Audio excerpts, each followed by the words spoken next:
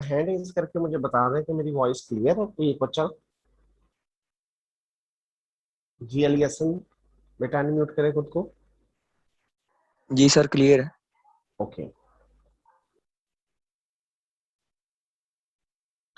Any question from yesterday lecture जो हमने कल डिस्कस किया, जिसके अंदर इन्वेस्टमेंट इन शेयर्स थी, शेयर्स कौन से लिस्टेड कंपनी वाले और स्कोप थे, और नंबर 2 थी हेल्थ इंश्योरेंस प्रीमियम। इनके अंदर किसी भी स्टूडेंट का कोई भी क्वेश्चन हो तो हैंड रेज कर सकता है। जी मोमना बेटा। सर हमने जो कल क्वेश्चन करवाया था उसके अंदर हमने इन्वेस्टमेंट इन पब्लिक कंपनी एक public shares note as original allottee का बताया था। जी तो जी। सर इसके अंदर अगर वो आगे ना बताता कि प्राइवेटाइजेशन कमीशन ऑफ पाकिस्तान है, तो हम्म, अगर ओरिजिनल अलॉटी भी नहीं होता तो फिर तो तो ये फिर हमारे पास लाइबिलिटी में ऐड होना चाहिए था। नहीं इसकी नहीं फिर लाइबिलिटी कैलकुलेट होनी चाहिए। नहीं नहीं फिर लाइबिलिटी नहीं, फिर इसके ऊपर बेटा टैक्स क्रेडिट नहीं मिलना था हमें। फिर ये एलिजिबल नहीं था फॉर टैक्स क्रेडिट। सर ये इसकी लाइबिलिटी नहीं कैलकुलेट होगी। नहीं देखिए, इसकी लाइबिलिटी इसलिए नहीं आएगी, ये जो हमने इन्वेस्टमेंट की है या ये शेयर्स परचेज किए, ये हमने किस इनकम में से परचेज किए? अपनी जो सैलरी इनकम, वो सैलरी इनकम तो ऑलरेडी ऊपर आ चुकी है, तो दोबारा इसको ऐड करने की जरूरत नहीं है। मोहम्मद, बात क्लियर हुई? जी जी सर। हाँ। सर एक और क्वेश्चन था। अगर मेरी बात सुनिए, अगर ये इन्वेस्टमेंट इन पब्लिक कंपनी है और एज अ ओरिजिनल अलॉटी नहीं है, तो उस सूरत में हमें टैक्स क्रेडिट के लिए ये एलिजिबल नहीं होगा। लेकिन अगर एज अ ओरिजिनल अलॉटी ना हो, लेकिन प्राइवेटाइजेशन कमीशन ऑफ पाकिस्तान से हमें वो शेयर्स मिले, तो फिर उसके ऊपर टैक्स क्रेडिट अलाउ होगा। और इसका जो सेकेंड ऑप्शन था, जिसके ऊपर हमने टैक्स क्रेडिट ले लिया, मतलब अगर हमने कोई शेयर्स परचेज किए टैक्स ईयर 2019 के 2019 के अंदर, और उसका 2019 में टैक्स क्रेडिट ले लिया, तो वो शेयर जिस दिन परचेज किया उस दिन से 24 मंथ तक हम उसको डिस्पोज ऑफ नहीं कर सकते। अगर हमने 24 मंथ से पहले डिस्पोज ऑफ कर दिया, फॉर एग्जांपल टैक्स ईयर 2020 में हमने वो शेयर बेच दिए, उसका 24 मंथ का पीरियड हमने पूरा नहीं होने दिया, तो क्या होगा? जो टैक्स क्रेडिट हमने 2019 में लिया था, वो अमाउंट 2020 में हमारी ऐड हो जाएगी। लेकिन अगर कोई tax credit eligible for tax credit नहीं है, तो उसके ऊपर कोई चीज ऐड नहीं होनी, सिर्फ उसके ऊपर हमें टैक्स क्रेडिट नहीं मिलेगा। अब मोमना, बात क्लियर हुई? जी जी सर क्लियर है। क्लियर। और बेटा कल हम डिस्कस कर रहे थे 24 मंथ के अंदर शेयर डिस्पोज ऑफ नहीं करने, यही चीज सेम एप्लीकेबल है 24 मंथ वाली लाइफ इंश्योरेंस पॉलिसी के अंदर भी।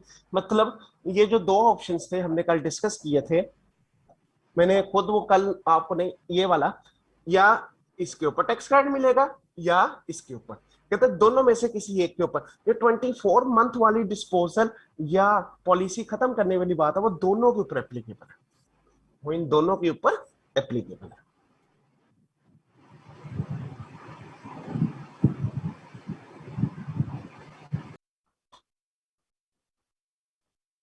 Any other person? जी मोमना। सर मेरा एक क्वेश्चन था, ये जो आपने बताया था एक सैलरी के हेड से आनी चाहिए और एक इनकम फ्रॉम बिजनेस से आना चाहिए, और अगर कैपिटल गेन से भी आ जाता है तो तीनों का ऐड करके फिर उसको निकालेंगे, टैक्स कर देंगे। मैं जो टैक्स लायबिलिटी की आप बात कर रहे हैं ना, मतलब आपने कहा है अगर इनकम नहीं, ये जो बात मैंने की थी ना, इनकम फ्रॉम सैलरी, ठीक है, नंबर 1। और नंबर 2 बात की थी बिजनेस की। ये बात है बेटा, जो हम इन्वेस्टमेंट कर रहे हैं ना, investment in life insurance policy, वो इन्वेस्टमेंट के पैसे इन इनकम से होने चाहिए।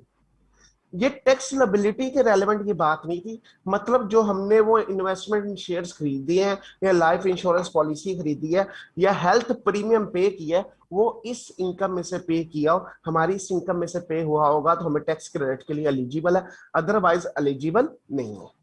जो टैक्स लायबिलिटी, ये टैक्सेबल इनकम, उसके लिए बेटा हमने पढ़ा सैलरी इनकम, अभी तक जो हम पढ़ चुके हैं, ठीक है।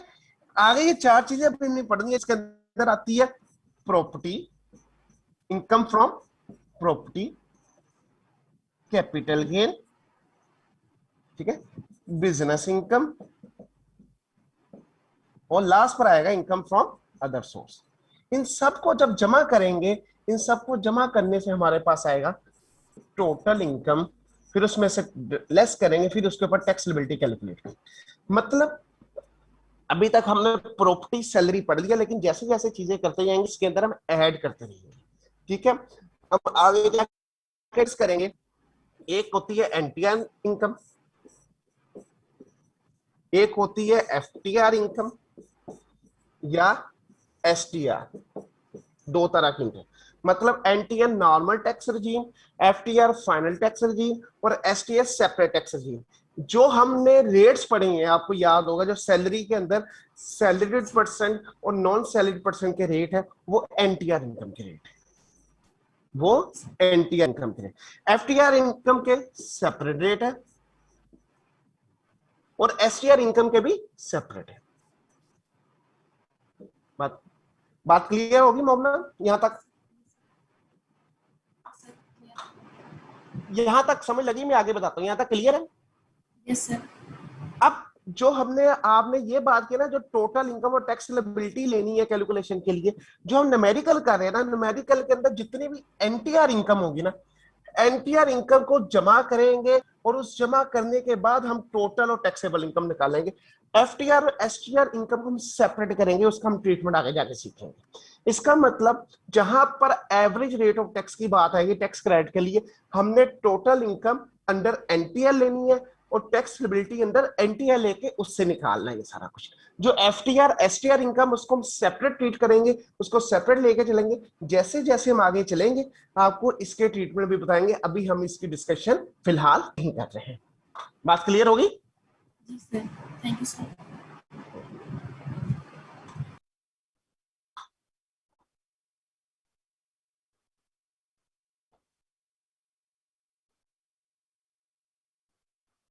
आज का हमारा जो टॉपिक है टैक्स क्रेडिट, वो है contribution to an approved pension fund. अगर कोई पर्सन अप्रूव पेंशन फंड में कंट्रीब्यूशन करता है तो उसको उसके अगेंस्ट टैक्स क्रेडिट मिलता है, लेकिन दो शर्त क्या है? नंबर वन, वो जो फंड है वो क्या हो? अप्रूव्ड हो, वॉलंटरली अप्रूव पेंशन फंड। और नंबर टू क्या है? उसकी इनकम सैलरी और या बिजनेस में से। जो हमने पहले पेंशन पड़ी थी सैलरी के अंदर, वो पेंशन रिसीव थी जो हमें रिटायरमेंट के बाद मिलती है। हमने उसके ट्रीटमेंट पढ़े थे। अगर रिटायरमेंट के बाद हमें पेंशन मिलती है तो वो एग्जेम्प्ट होती है, और साथ उसकी कुछ एक्सेप्शंस भी पड़ी थी, 60 ईयर वाली और या एसोसिएट वाली, उसको अभी मैं फिलहाल दोबारा डिस्कस नहीं कर रहा। लेकिन ये जो सा कंट्रीब्यूशन है, अगर एम्प्लॉय या पर्सन जो पेंशन उसको फ्यूचर में मिलनी है उसके अंदर कोई अप्रूव पेंशन फंड है जो कि वॉलंटरली है, वॉलंटरली की मुराद अपनी मर्जी से वो आप कहीं ना कहीं रजिस्टर्ड हो जाओ अप्रूव पेंशन फंड में, तो वहां जो कंट्रीब्यूशन आप पे कर रहे हो उसके अगेंस्ट आपको टैक्स क्रेडिट मिलेगा। और सबसे इंपॉर्टेंट चीज, वो जो पेंशन फंड है वो अप्रूव होना चाहिए और आपकी इनकम सैलरी या बिजनेस में से होना जरूरी है। तो इसके अंदर भी जो हमें टैक्स क्रेडिट मिलेगा, वो टैक्स क्रेडिट का सीक्वेंस या तरीका आकार बेटा वही है जो हमने ऑलरेडी पढ़ा। Average rate of tax, average rate multiply by amount आ जाएगी। एवरेज रेट ऑफ टैक्स कैसे कैलकुलेट होता है? Tax on taxable income. यहां पर जो टैक्सेबल इनकम है इंशाल्लाह थोड़ा सा आगे जाएंगे और डिटेल, ये एनटीआर वाली है, ओवर टैक्सेबल इनकम।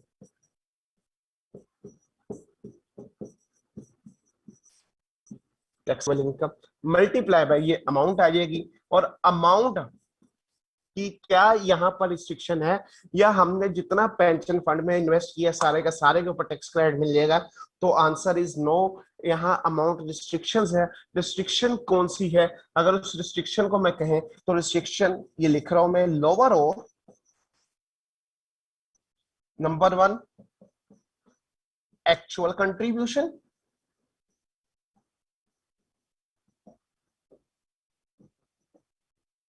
और number 2 20% of taxable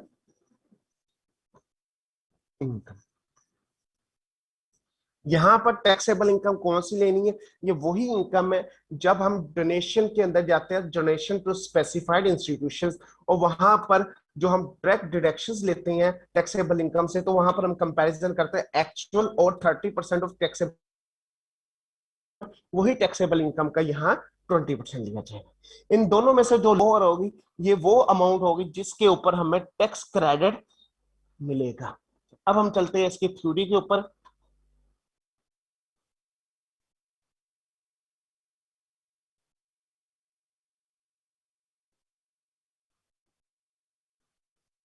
Tax credit for contribution to approved pension fund. A tax credit at every rate of tax. Every rate कैसे था हमने डिस्कस किया हुआ है। Shall be allowed to an eligible pension in respect of any contribution or premium paid by him in the tax year in approved pension fund. Approved होना जरूरी है।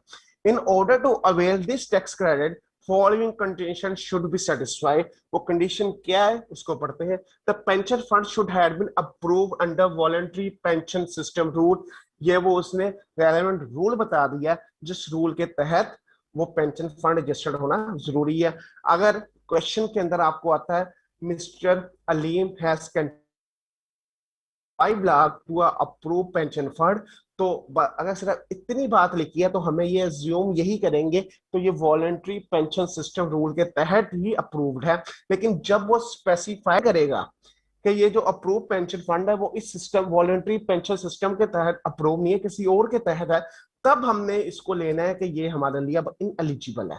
लेकिन अगर उसने सिर्फ ये बात लिखी अप्रूव पेंशन फंड, तो क्वेश्चन में यही अज्यूम किया जाएगा कि ये जो अप्रूव है इसी के अंडर है, एक्सेप्शन नहीं है। The person is driving income which is chargeable to tax under the head salary or income from business। इन दोनों में से किसी एक में से ये होना चाहिए। The tax credit allowed for such payment which is lesser of the following: total contribution paid और 20% of taxable income for the relevant tax year। इसका मतलब इन दोनों में से जो लोअर होगी उस अमाउंट के ऊपर हमें क्या मिलेगा? टैक्स क्रेडिट मिलेगा। The tax credit shall be computed by applying average rate of tax to contribution on which it is allowed। वही जो फार्मूला पढ़ा हमने, average rate of tax on taxable income divided by taxable income, that is average rate of tax. और ये amount admissible for tax credit, ये amount कैसे आएगी? Lower of actual और 20% ऑफ टैक्सेबल इनकम। इन दोनों में से जो लोअर होगी वो एलिजिबल अमाउंट है फॉर टैक्स क्रेडिट। इसके नीचे बेटा कुछ नोट्स है, इन नोट्स को बेटा आप काट दो क्योंकि ये अब एप्लीकेबल नहीं है। टैक्स ईयर 2019 तक, जब उससे पहले टैक्स था, तो इस नोट्स को पढ़ाया जाता था, बताया जाता था। लेकिन क्योंकि यहां पर एक बार it shall be allowed for a period up to 30/6/2019, तो इस पीरियड तक ये एप्लीकेबल था। इसके बाद अब एप्लीकेबल नहीं रहा। हमारा टैक्स ईयर 2021 चल रहा है, तो इसलिए ये जो है आपके ऊपर एप्लीकेबल नहीं होगा। लेकिन लॉ ने इसको डिलीट अभी तक नहीं किया, इसलिए हमने बुक के अंदर थ्योरेटिकल तौर पर आपके इंक्लूड कर लिया। तो आप एक दफा पढ़ ले, लेकिन पढ़ने की भी जरूरत नहीं, आपके सिलेबस में अब एप्लीकेबल न्यूमेरिकली नहीं होगा। अब eligible person, it means an individual who fulfil the following condition. Eligible person से मुराद क्या है? जो बंदा, देखिए एक एलिजिबल है, हमने डोनेशन के, हमने वो जो फंड इन्वेस्ट किया उसके हवाले से, मतलब वो अप्रूव पेंशन फंड में हो, नंबर 1। नंबर 2 क्या है? उसके अंदर हमने वो इनकम फ्रॉम सैलरी पे, इनकम फ्रॉम बिजनेस, फिर हमें उसके ऊपर टैक्स क्रेडिट मिलता है। अगर एक बंदा वो अप्रूव पेंशन फंड के अंदर कंट्रीब्यूट कर रहा है, नंबर 2 उसकी इनकम फ्रॉम सैलरी भी है, लेकिन वो पर्सन इस डेफिनेशन को फुलफिल नहीं करता। मतलब मिस्टर अलीम है, मिस्टर अलीम कंट्रीब्यूट कर रहा है अप्रूव के अंदर, ओके। नंबर 2 सैलरी और बिजनेस इनकम भी है उसकी, ये भी वो फुलफिल कर रहा है। इसका मतलब अगर कोई एक पर्सन ये दो चीजें फुलफिल करता है तो उसके ऊपर हम टैक्स क्रेडिट उसे देते हैं। लेकिन यहाँ ला ने कह दिया जो ये मिस्टर अलीम है इसको भी देखना है, ये मिस्टर अलीम एलिजिबल है या नहीं है, एलिजिबल है या नहीं है। अगर मिस्टर अलीम ये शर्तें फुलफिल करता है, फिर वो उसने कंट्रीब्यूशन सैलरी ये दो फुलफिल की है तो उसको टैक्स क्रेडिट मिलेगा। लेकिन अगर मिस्टर अलीम खुद ये शर्तें फुलफिल नहीं करता तो बेशक कंट्रीब्यूशन उसने किया प्रूफ पेंशन फंड को, बेशक सैलरी और बिजनेस है, एवरीथिंग ओके है, लेकिन मिस्टर अलीम खुद पाकिस्तानी नहीं है, उसका एनटीएन या आईडी कार्ड नहीं बना हुआ, तो बेटा उसको ये टैक्स क्रेडिट नहीं मिलेगा। It means an individual who fulfill the following condition: he is a Pakistani and he hold a valid NTN on computerized national identity card or national identity card for overseas Pakistani issued by National Database Register। या तो उसके पास NTN holder हो या वो क्या हो, national NIC card हो अगर वो पाकिस्तान से बाहर है। तो इन दो सूरत के अंदर उसको क्या होगा बेटा, वो पर्सन एलिजिबल होगा टैक्स क्रेडिट के लिए। बेशक अब इसके अंदर डबल शर्ती आ गई, एक जो पर्सन इन्वेस्ट कर रहा है या कंट्रीब्यूट कर रहा है पर्सन एलिजिबल है या नहीं है उसकी आ गई, और नंबर टू उसने जो नेक्स्ट पेमेंट या कंट्रीब्यूट कर रहा है फिर उसकी शर्त आ गई कंट्रीब्यूशन भी अप्रूव में होनी चाहिए और इनकम फ्रॉम सैलरी और बिजनेस में से होनी चाहिए। मतलब इसमें डबल शर्तें आ। Any question up to here?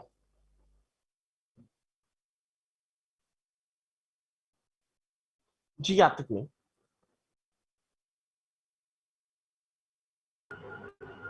Ji sir, मैंने ये पूछना था कि ये पेंशन अप्रूव्ड पेंशन फंड ये किस तरह का, ये इसका बिजनेस से क्या ताल्लुक है, वो प्रैक्टिकली बताएंगे कि ये कौन सा बिजनेस है जिसमें ये करते हैं सर, यानी और बाद में पेंशन आती है फिर इसकी?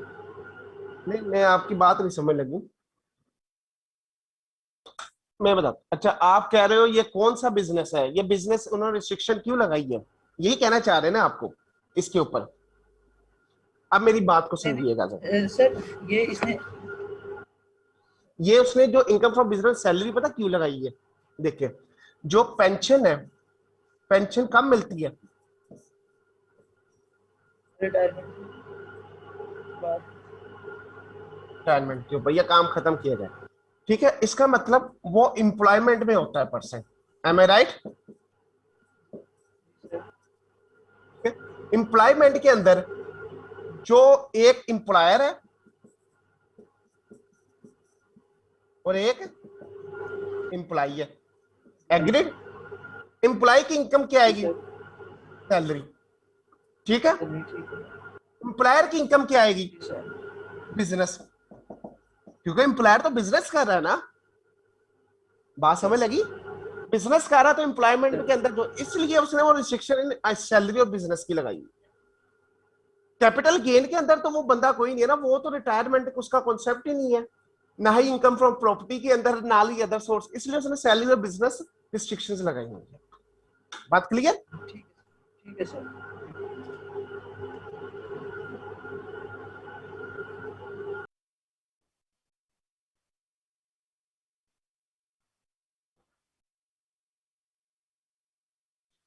अब एक उसने नोट दिया, वेरी इंपॉर्टेंट नोट, वो कहता है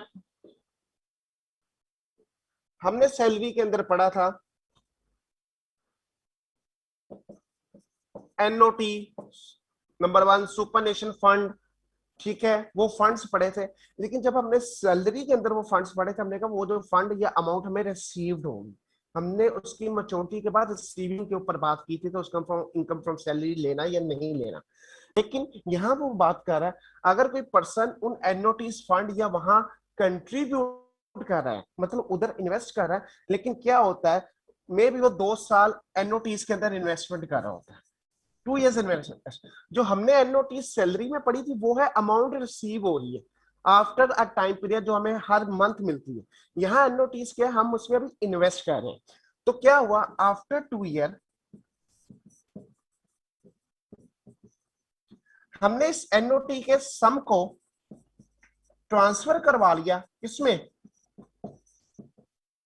अपने अप्रूव पेंशन फंड भी था। स्कीम के थ्रू हमने उसको ट्रांसफर कर दिया, हमने कहा ये एनओटी इसको ट्रांसफर कर दो अप्रूव पेंशन फंड को, और हम टैक्स वाले को कहते हैं ये देखिए जी मैंने फॉर ईयर इतना अप्रूव पेंशन फंड में इन्वेस्ट किया है तो मुझे टैक्स क्रेडिट दे। तो टैक्स वाले क्या करते हैं कि आपको इसके ऊपर टैक्स क्रेडिट नहीं मिलेगा उस अमाउंट का जो आप किसी और फंड से अप्रूव पेंशन फंड की तरफ ट्रांसफर करेंगे। सिर्फ जो आपने स्टार्टिंग से कोई अप्रूव पेंशन फंड की फैसिलिटी ली और उसमें इन्वेस्ट कर रहे हो या कंट्रीब्यूट कर रहे हो उसकी रेलेवेंट आपको क्या मिलेगा, टैक्स क्रेडिट मिलेगा। The transfer by the member of approved employment pension or annuity scheme or approved occupational savings scheme of their existing balance to their individual account maintained with one or more pension fund management shall not qualify for tax credit under this section. Clear हो गया? Any question up to here?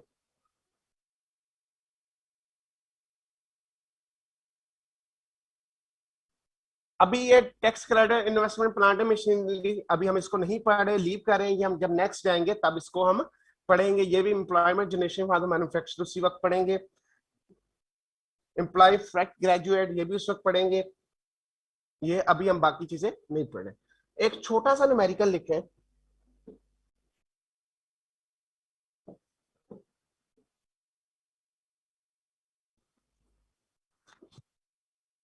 Mister Aleem, ये साथ साथ लिख ले बेटा, ये homework है आपका numerical.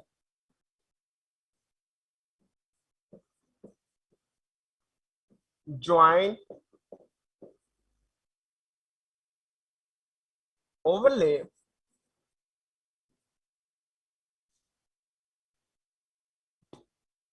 For a basic salary of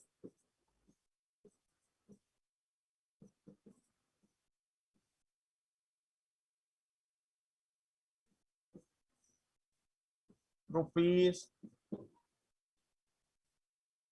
2 lakh per month.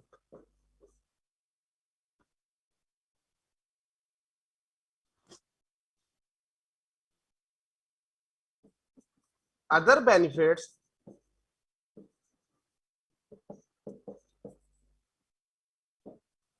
related to salary, related to employment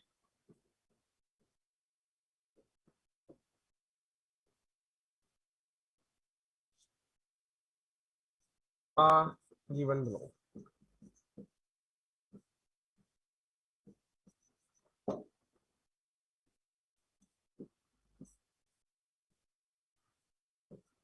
DNS allowance of rupees 3 lakh.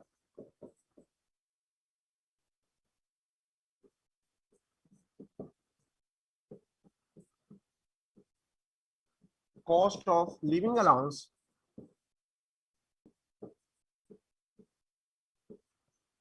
at the rate of 10% of basic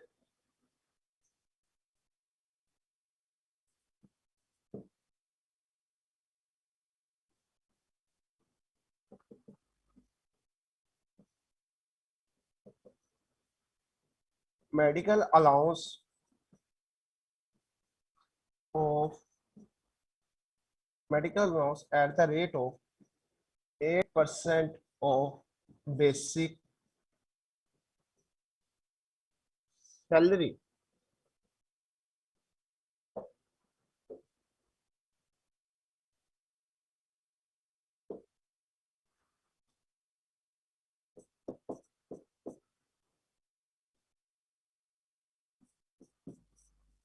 Mr. Alim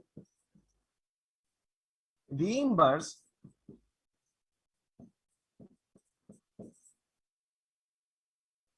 rupees 2,50,000 for medical expenses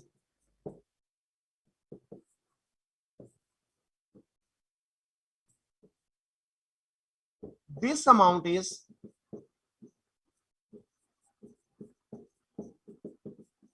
in addition to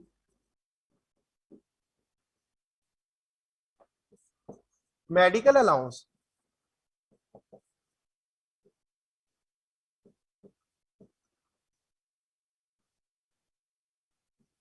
and amount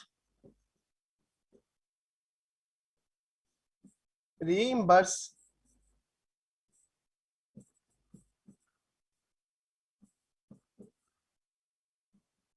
was received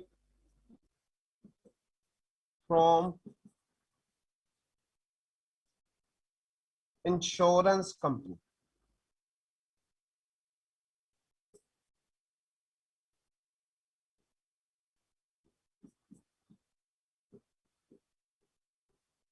insurance company, ये जो reimbursement हुई है उसको medical की expenses की, जो कि additional to medical allowances है, ये इंश्योरेंस कंपनी से हुई है।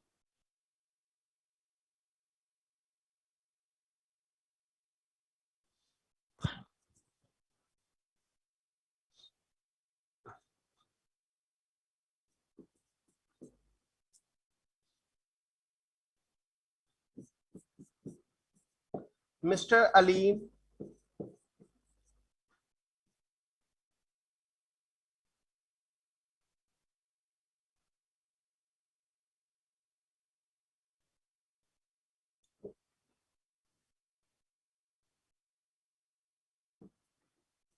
accommodation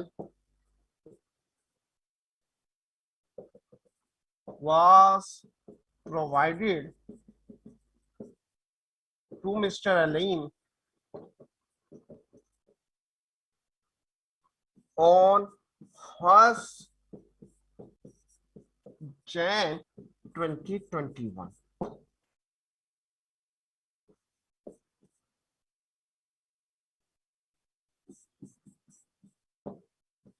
Mr. Alim was provided with 2 vehicles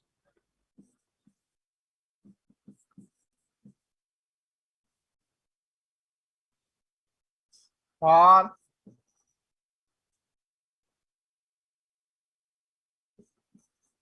business and private use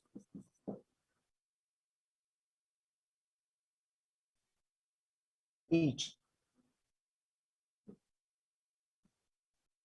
Cost of vehicle was rupees 2 million. Rupees 2 million. Mr. Lim was provided with 2 vehicles for business and private use each. इसका मतलब क्या है? एक business use के लिए और एक private use के लिए। मैं ये क्लियर बिल्कुल, 1 व्हीकल बिजनेस यूज के लिए और 1 vehicle private use.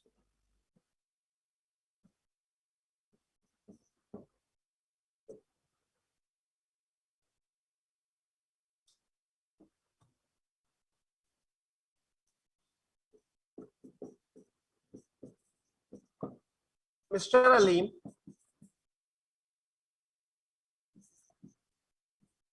also obtained a loan of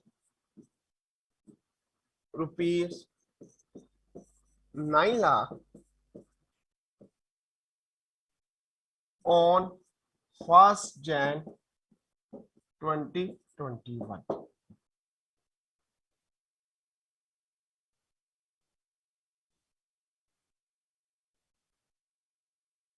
At a rate of 5% per annum.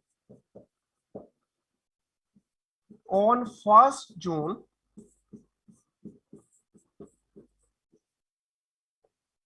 2021, overlay waived off 60% of the loan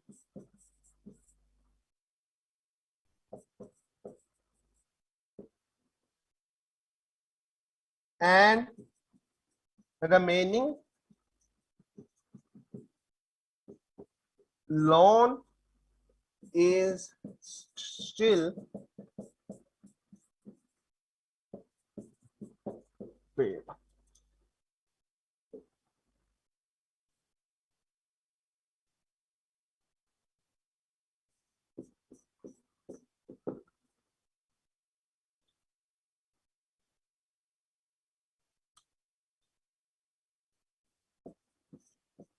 Contribution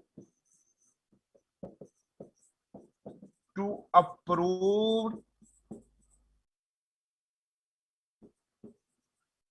provident fund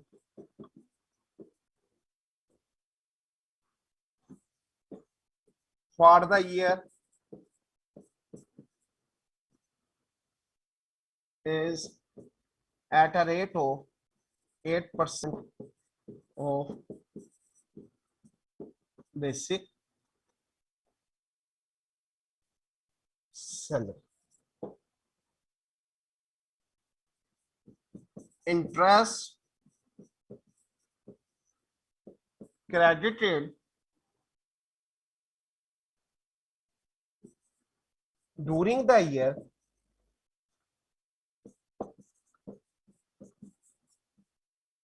was rupees 60,000 rupees 6 lakh कर ले rupees 6 lakh at the rate of 20%. Contribution to approved pension a provident fund for the year is rupees at the rate of 8% of basic salary. Interest credited during the year was rupees 6 lakh at the rate of 20%.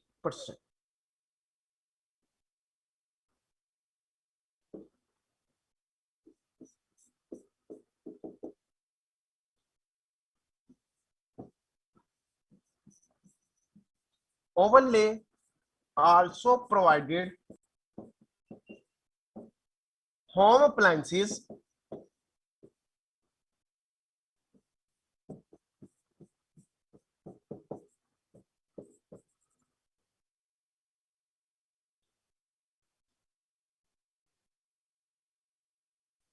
for personal use of Mr. Ali. Carrying value of home appliances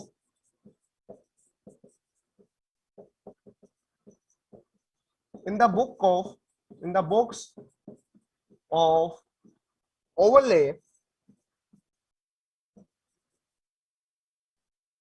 is rupees 8 lakh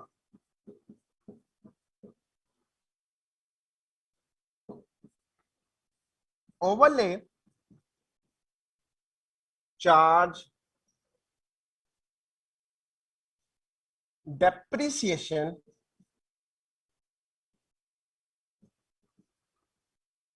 at a rate of 15% of WD.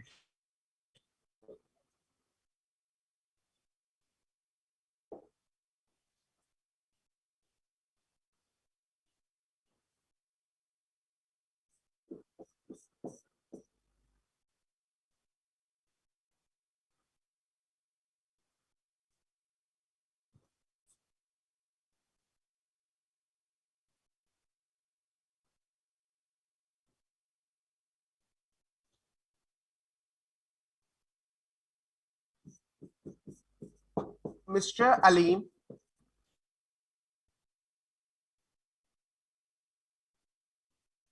opted for employee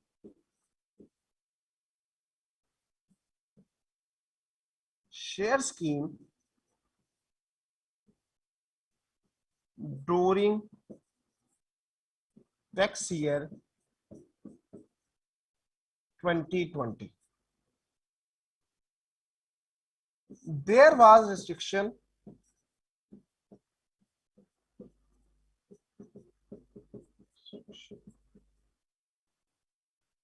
on transfer of shares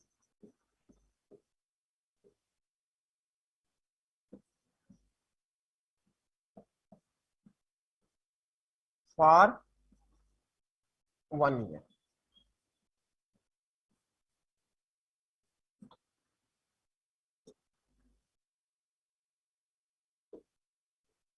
Restriction was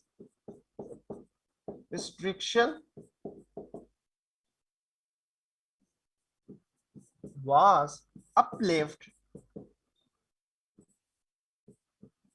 on 1st June 2021.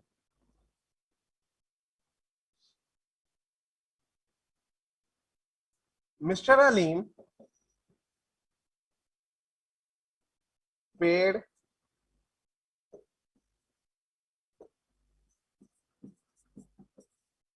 rupees 20 per share in tax year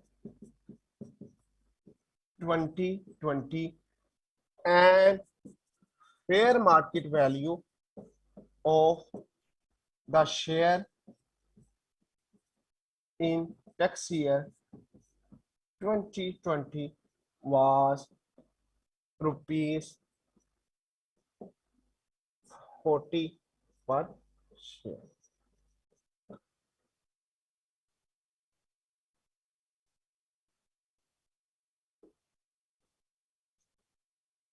Mr. Aleem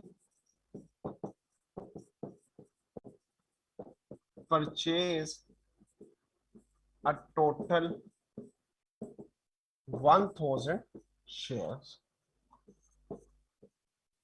and fair market value of the share at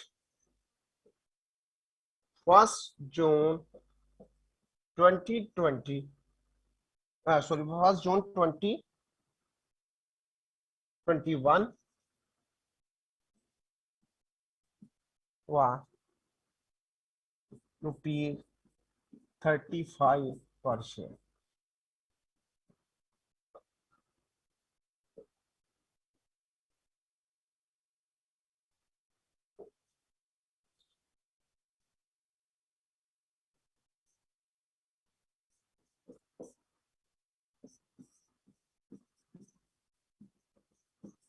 Donation to specified institution during the year amounting to rupees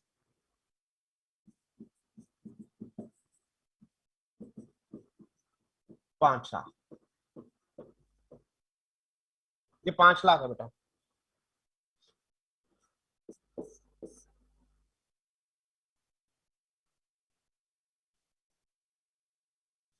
donation होगी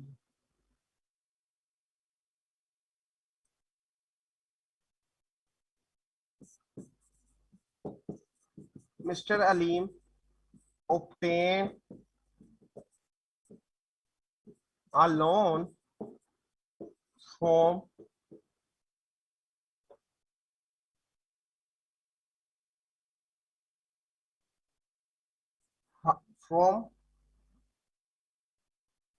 from his friend for construction of house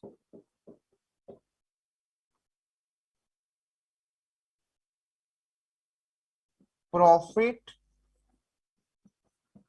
on debt paid to his friend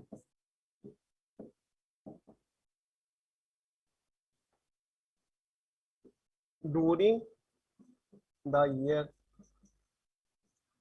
is rupees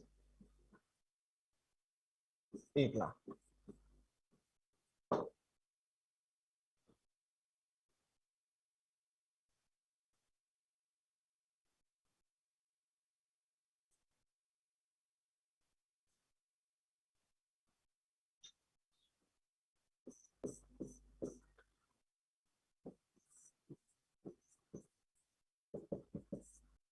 Donation to approve institution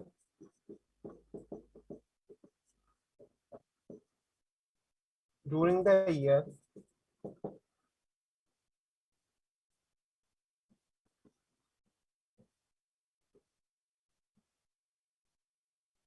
amounting to rupees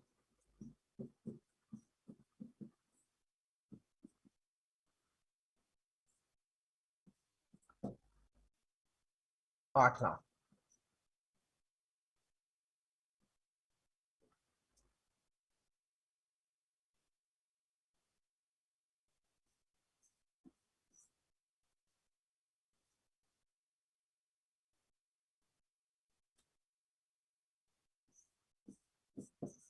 He also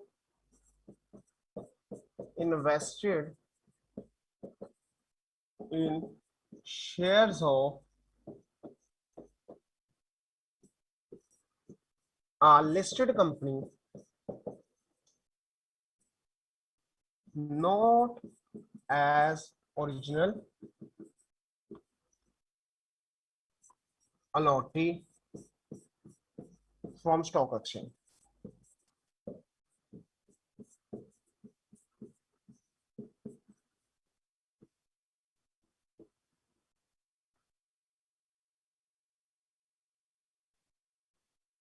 यहाँ invested लिखा है, इसकी इधर लिख ले rupees 2 lakh, 2 lakh. He also invested rupees 2 lakh in shares of a listed not as original allotee from a stock exchange. उसने stock exchange से share purchase किया लेकिन एज ओरिजिनल allotee नहीं किया. Mr. Aleem contribute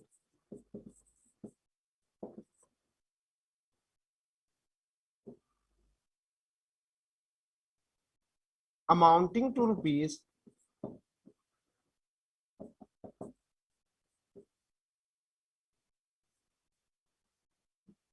1 lakh in life insurance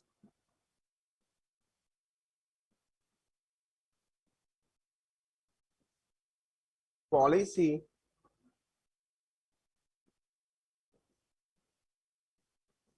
during the year.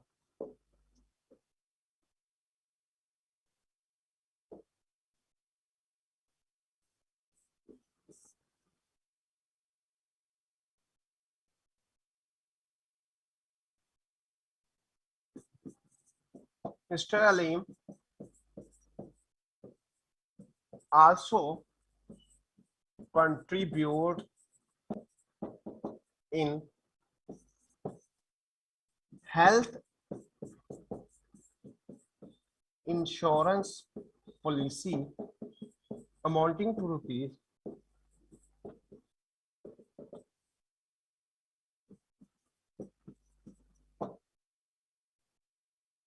50,000.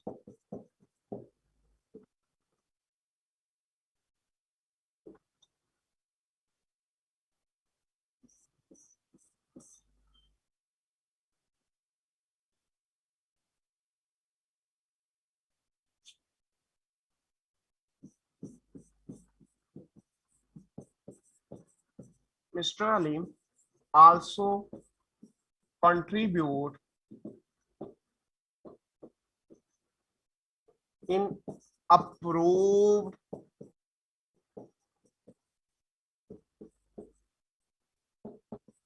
pension fund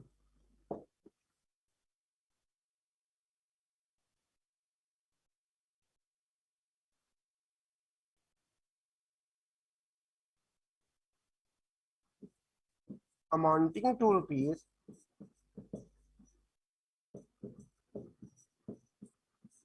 1.5 lakh.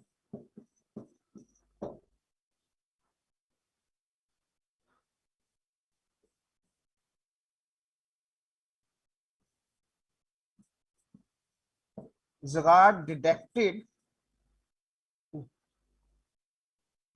Zakat paid rupees 50,000.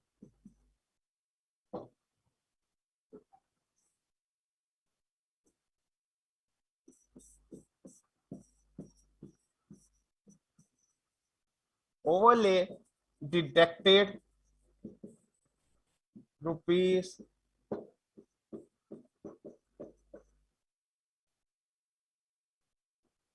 1 lakh. नहीं बेटा over नहीं ना लिखे, यहां आप लिखे tax deducted rupees 1 lakh from his salary and deposited to government treasury.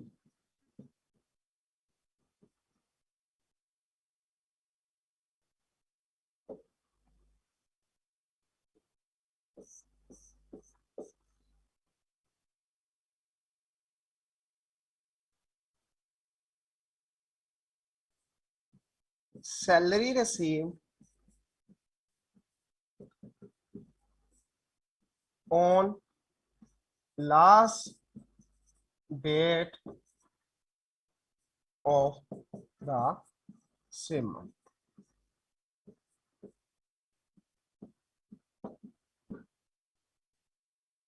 Requirement आगे इसकी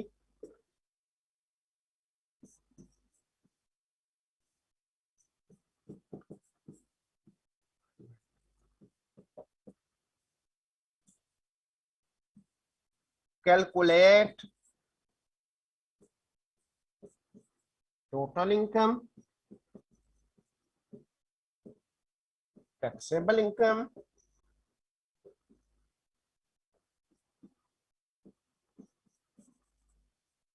and tax liability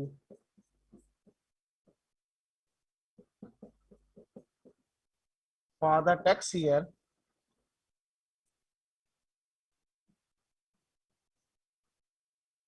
2021.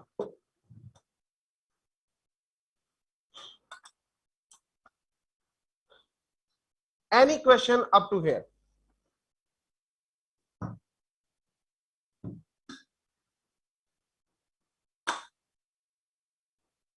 Any question up to here? Question के हवाले से किसी को कोई प्रॉब्लम है तो आप बताएं। ये आपका बेटा होमवर्क है, आपने क्वेश्चन सोल्व करना है सारा, और इसकी जो फिगर्स है व्हाट्सएप ग्रुप में शेयर करनी है। जी रेहान। अस्सलाम वालेकुम सर। वालेकुम अस्सलाम। सर इसमें जो आपने लिखा है contribution to approved pension provident fund, sir वो एम्प्लॉयर का कंट्रीब्यूशन है या एम्प्लॉयर का है? प्रोविडेंट फंड जो सा होता है उसका सबसे बेसिक रूल हमने क्या पढ़ा था कि उसमें एम्प्लॉय पैसे डालता है और एम्प्लॉयर भी कंट्रीब्यूट करता है, और अमाउंट सेम होती है डिफरेंट होती है? अमाउंट सेम होती है। सहमति। इसका मतलब अगर मैं एम्प्लॉय बताऊं या एम्प्लॉयर बताऊं, 8% ऑफ द बेसिक सैलरी है तो एम्प्लॉयर भी कितना डालेगा? उतनी ही अमाउंट। क्लियर? 8% डालेगा। ठीक है सर, तो कंफर्म करना चाहिए। जी कोई मसला।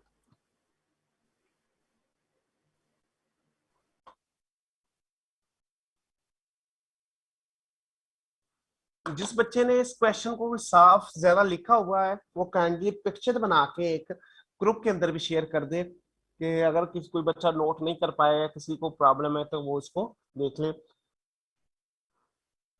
आपने ये क्वेश्चन रात 10 बजे से पहले पहले इस क्वेश्चन को परफॉर्म करना है। इसका जो फिगर्स आएगी उस फिगर को आपने ग्रुप पे शेयर लाजमी करना है। और काइंडली कोई स्टूडेंट एक अच्छा सा जिसने क्वेश्चन लिखा उसकी पिक्चर बना के ग्रुप के अंदर शेयर कर दे। अल्लाह हाफिज। आज के लिए इतना ही। अल्लाह हाफिज।